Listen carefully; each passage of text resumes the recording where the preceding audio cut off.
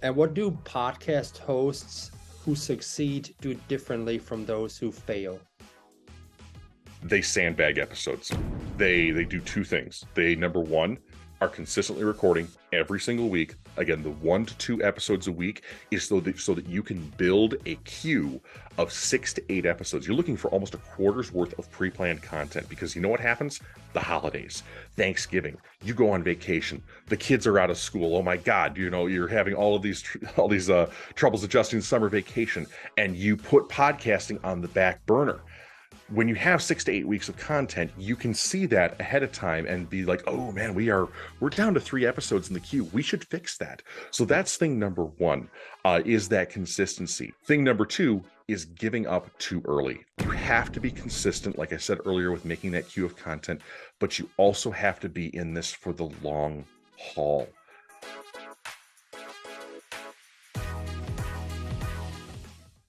So Rob, thanks for joining me. Why and when did you start Westport Studios? Yeah, it was kind of one of those overnight things, Chris. It was a it was a fun time. Back in March of 2022, I was laid off from a podcast agency where I was a frontline producer. I spent a lot of time with customers and things like that, but at some point, some decisions were made at that company where 10 of us got the axe all in one day, basically. And that said to me, like, wow, man, this is like the third time in my life I've been unemployed. And I went to bed that night going, gosh, what am I going to do the next morning?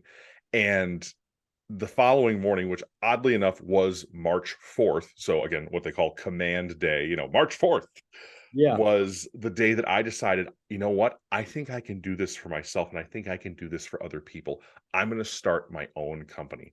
And the really nifty thing about that is that that's very same day, I got an email from one of my former clients from my old agency that said, my team is telling me we should probably start a conversation here. And it was one of the most incredible, humbling moments of my life in like the customer facing aspect. It was so cool. So that's it was definitely wasn't like out of like spite necessarily, but it was one of those things of like, you know what, I bet I can do this, and I bet I can really have a chance to make some really nifty content with people. It was fun. That's awesome, man. Hey, so glad to hear that. And it goes back to you because of the person you are, People don't do business with companies, they do business with people. Exactly, and actually, that was said to me very early in my professional journey in founding Westport, when one of my customers called me up and she said, and big shout out to Jackie if you're watching this, she said, I am agency agnostic, but I want to work with you. And that was like, whoa, that was a really formative thing for me as a business owner, because I realized at that moment that people can go and have what they want. They can buy from whoever they want, but they also buy the experience, the feeling, everything that you put into your business as like the special sauce. And sometimes that special sauce is not a process, it's a person. That makes sense. That makes sense. Now, let's say there's a marketer out there who's thinking about starting a podcast. What benefits would somebody, let's say, at a higher ed marketing department have if they start a podcast? Great question, Chris. The benefits there are honestly the relationships. Now, we were talking about that with my company and things like that, but I actually was literally listening to an episode of one of the shows that I managed last night. The guest on this show came in, and she actually, in the first like intro to her, she got the host's name wrong in this case. And it was like, again, it's a name where if you change one letter, it's a slightly different name, but she got it wrong. And you could tell that she wasn't quite as engaged right from square one as she maybe should have been. But by the end of that particular interview, she and the host did a retake where he said, hey, you called me Mikhail, and my name is Michael, things like that. He said, can we take that again? And the sound of her voice, the empathy, the affinity for him had completely changed. It was so completely different that I actually clipped the two bits of recording and put them back to back to share with that customer of mine. So if somebody is in the marketing world in higher ed and they're looking to make these much more expansive, much deeper relationships with people, make podcast content with them. The other thing too is I'm also seeing some really amazing stuff from some of the folks who are, they're leaders here. I mean, we know who Ethan Braden is, with Purdue, and of course, This is Purdue is charting on Apple Podcasts. It's incredible. I'm so happy for those folks. They're great people. I know Abby Eddy is behind that as well, which is great. But looking at what you can do with your brand, putting it out there. And I've actually had a couple schools here local to me in the Milwaukee area that have been saying, hey, Rob, we saw Purdue has this thing. How do we do that? And it's been fun to have conversations with them, not only for enrollment, but also for like giving and advancement and development of their institution. That's great. And let's say they're making the leap and they're going to start their podcast. What equipment should they have to get started? Biggest thing is a quiet space. In that case, no air conditioners, no fans, no, uh, club lacrosse team traipsing through in the background or whatever it might be, or the volleyball team having a party or whatever it might be. But the number one thing, quiet space. Number two thing, and this is not equipment necessarily, but this is probably one of the most things because it kind of is equipment, a consistent host, a host who can show up every single week and crank out 1 to 2 episodes a week. That is probably the most important piece of equipment, more important than a microphone, more important than lighting, more important than camera.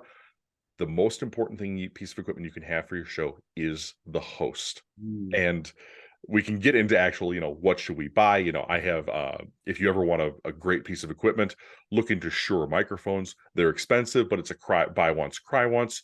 If you would like a great set of headphones, which I am a big fan of this, and I'm going to use one of my phrases here. Headphones are like hard hats. People will fight me on that. But headphones are like hard hats. You should always wear them when a podcast is under construction. These happen to be a Corsair HS80. And they are spectacular because they are not only wireless, but they can be wired as well. So you don't have any loss of connection there. I'm usually a very big fan of wired headphones, but again, with these having kind of both here, those are the two things that I would definitely recommend. The Shure microphones, as well as these Corsair headphones that I'm currently wearing. Okay, and you said that they should record 2 podcasts a week, but how often should they actually publish their podcast? Weekly or better. In this case, so that's the or better part is kind of like, whoa. I do have some customers who work with me. The one that really does it well is in the finance industry, but they do 2 episodes a week, and they have been hitting the download marks and things like that. 180,000 downloads for the year, things like that. But a lot of folks, whether they're in finance or legal or tech or higher education, they go, oh man, what if we did this once a month? Like, let's have a monthly podcast or bi-weekly. And the answer to that is, if you're thinking of having that kind of podcast, people are going to forget about you. They really are. They're going to forget about you between when episode 1 is released and 2 weeks later when episode 2 is released. If you can get them on that treadmill of week after week, we are expecting an episode at 8 a.m. on Tuesday. That's going to be the thing that builds your audience. So I actually, with my own business, it is a very rare exception that I work with anybody who wants to do a less than weekly podcast. I will actually invite them and help them find somebody who can make a show for them at the cadence they want. But the only reason I do that is because I want their show to be the most successful it can be for them. And the experience I have from managing dozens of shows now, gosh, I'm getting close to saying scores now, which is wild, and making well over 1,000 episodes of content, is that if you do this weekly, that is your best shot to build an audience. And what is how do people get guests on their show? It's a lot like sales. I'm if you peel away all the layers and all the things that I've learned over my career, I'm a salesperson at heart. But it's very much like sales, where you have prospects. And usually the way I tell folks when they set up a show, when they're first starting out, is who is your target buyer in this case? Because I do business to business podcasting, which is where you invite your key customer, your ideal customer, onto your show. as a guest, and then as a potential business partner down the road, because again, people like to do business with people they know. But the thing that I advise for folks is that when they're starting up, I want you to find 50 prospective customers, 50 of who could be guests on your show. And that might take a hot minute to put together that list, but it's going to give you such an option and opportunity to look at the field of people to pick from. And then I would drop an email to all of these folks. Drop a quick 3 to 4 sentence email. It does not have to be long. Hey, I'm Rob. I'm starting a new podcast. It's called XYZ. I'm looking for some guests. I know that you talk about blank. Would you be interested in coming and sharing that with our listeners? And some people will say yes, and some people will say no. That format that I just described has about a 40-45% acceptance rate, which is, or I should back that up. It's a response rate, 40-45% response rate, but it's generally very high acceptance rate from that. Okay. And what do podcast hosts who succeed do differently from those who fail? They sandbag episodes. They do 2 things. They, number one, are consistently recording every single week. Again, the 1 to 2 episodes a week is so that you can build a queue of 6 to 8 episodes. You're looking for almost a quarter's worth of pre-planned content, because you know what happens?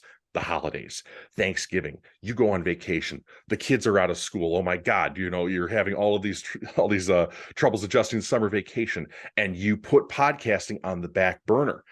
When you have 6 to 8 weeks of content, you can see that ahead of time and be like, oh man, we're down to 3 episodes in the queue. We should fix that. So that's thing number one, is that consistency. Thing number 2 is giving up too early. There is a fabulous influencer who I actually just came across from his stint on a podcast that I mentioned. His name is Robb Conlon. You might know him from TikTok as the patriarch of that tall family, where everybody is like 7 feet tall. I mean, I'm 6'3", and all these people make me look pretty shrimpy, and that's okay. But Robb actually shared with me on LinkedIn a chart of his 2022 growth for TikTok and YouTube and things like that. And I asked him, hey, Robb, is there a longer look at this? And he said, yeah, check this out. What he did was he shared with me from 2016 to today what his growth chart was. And really, the lion's share of his growth has been in the past year and a half. And it took him, because he's been on YouTube for like 5 or 6 years prior to actually hitting it big here with his 2 billion views of his family and stuff like that.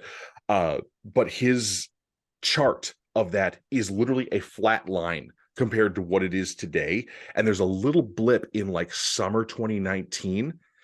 But before that, he was making content for years and not getting this massive amount of traction that he's getting now. You have to be consistent, like I said earlier, with making that queue of content, but you also have to be in this for the long haul. The person who says, oh, I'm going to make 4 episodes of a show and it's going to be amazing and I'm going to crush it onto Apple Podcasts. I mean, if you're backed by Gimlet, maybe. But if you're somebody who, like I was a couple years ago, and you said, man, I'm going to make my first podcast, start with really putting in the reps, because not only in front of the camera, but in your hosting and things like that, you will make a better show once you've got 20, 50, 100, 300 of them under your belt. Yeah, funny story. I just talked to Robb Conlon last week. Oh, you did? It's like it takes 10 years to be an overnight success, right? It does. Yeah. And that chart he showed me is exactly that. It took him 6.5, 7 years of daily content grind, making stuff about his family, making stuff about himself, to get to the point where he can put on his LinkedIn, I have 1.9 billion views on TikTok. Yeah. So what is one tactic you apply to your own business to help you succeed? I think the one tactic that I really have differentiated with is a lot of agencies out there will do what's called visual assembly of a podcast. Every second of audio that comes out of Westport Studios is listened to by multiple sets of ears.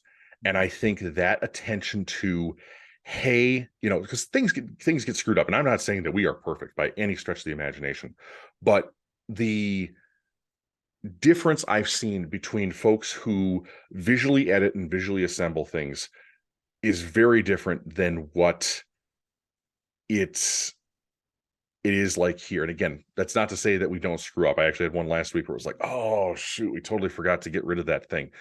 But making sure that there's a quality audit process, that has been the biggest driver of success for me here over the past 6 to 9 months. And we're looking to see how we can continue to make that, because there's nothing worse when a customer comes back to you and says, hey Rob, this isn't perfect. Can you do something about that?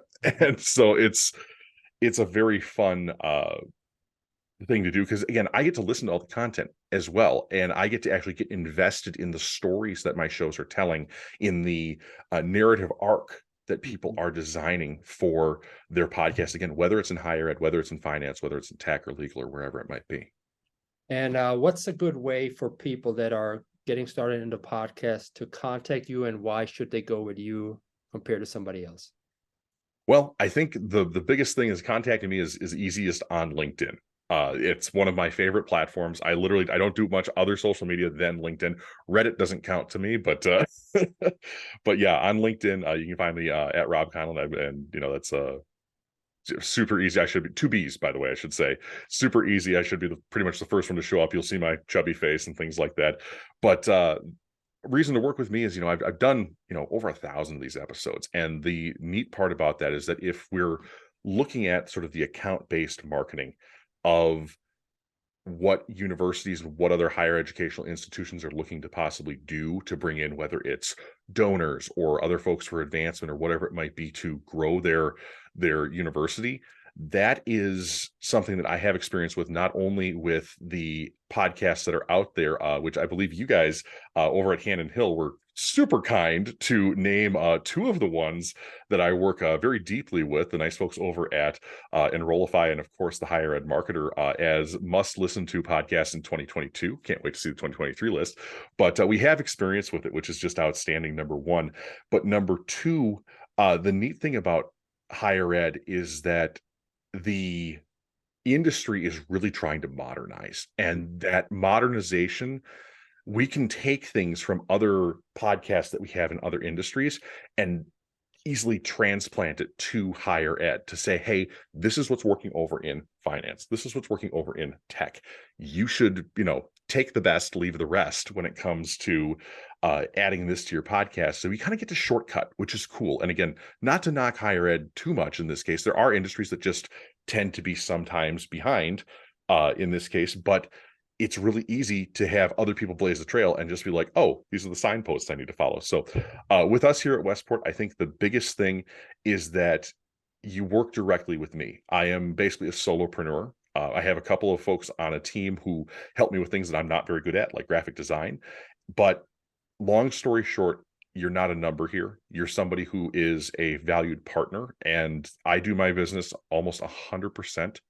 It's 85, 90% on referrals of, if I am treating you well as a customer, the most incredible thing you can do for me is to refer somebody you care about my way. And that's been the real bread and butter of my business. So if you'd like to work with a company that is heavily focused on making you feel that way, so that you feel like going, hey man, these guys over here at Westport, they really take care of us, that's why you should work with us. Awesome. And now, who's one marketer I should interview next? Oh, this guy, he's my favorite Canadian. His name is Christian Klepp, K-L-E-P-P. Christian is in charge of Einblick Consulting.